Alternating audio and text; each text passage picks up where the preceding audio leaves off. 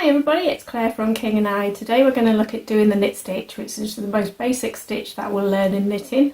So grab your needles, grab your yarn and we'll give it a go.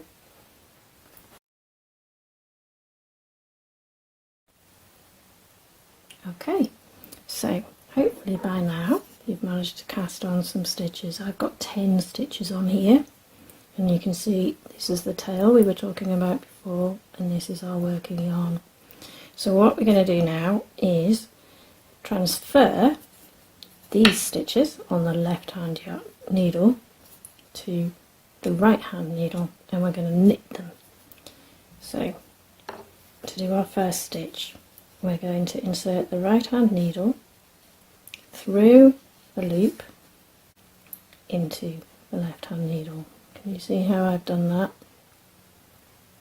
So I've gone through the loop from the front to the back, and then as when we were casting on, we're going to take our working yarn and we're going to work counterclockwise around the right needle, and you can see again the yarns come between the two needles. So now, like when we were casting on, we're going to take the tip of the right needle and we're going to pull up a loop on the right hand side. Now instead of putting this loop onto the left hand needle as we did when we were casting on, we're going to slide that loop off the left needle, and this is your first knit stitch. So let's just do that again so you can see what we did. We're going to insert the right hand needle into the loop. Oops. We're going to take our yarn and we're going to wrap it counterclockwise around the right hand needle. We're going to make a loop on the right hand needle and we're going to slide that off the left. Let me show you that again. So into the loop, wrap it around, create a new loop on the right hand side, slip it off. Easy as pie.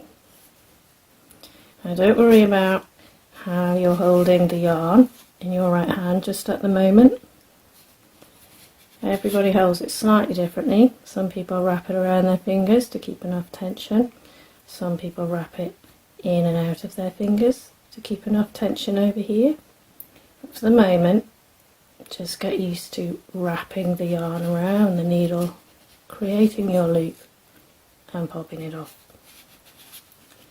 So we've nearly knitted our first row of 10 stitches.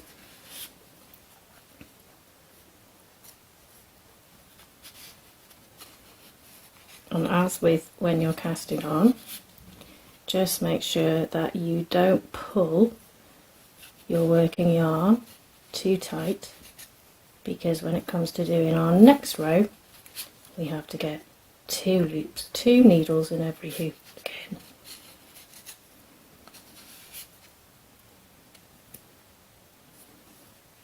Okay, last stitch. There we go. So all of our work is now on the right hand needle. So to do our next row, all we're going to do is literally swap the right hand needle to the left hand and start again. So we insert it, we take our, make sure our tail's out of the way so we're working with the right kind of yarn. We take our working yarn, wrap it around the right hand needle, create a loop on the right hand side, and hopefully this row will start to be a bit looser for you. Sometimes the first row when you've just cast on is a bit tight. And there's our first stitch. Wrap it around between the needles, create a loop, slip it off. Insert your needle, wrap it around, create a loop and slip it off. There we go.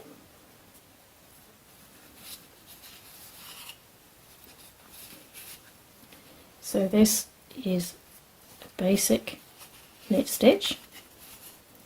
The other main stitch that you will need is a purl stitch, and we'll have a look at that in a little while. So we'll just get to the end of this row and I'll show you what your knitting should be looking like.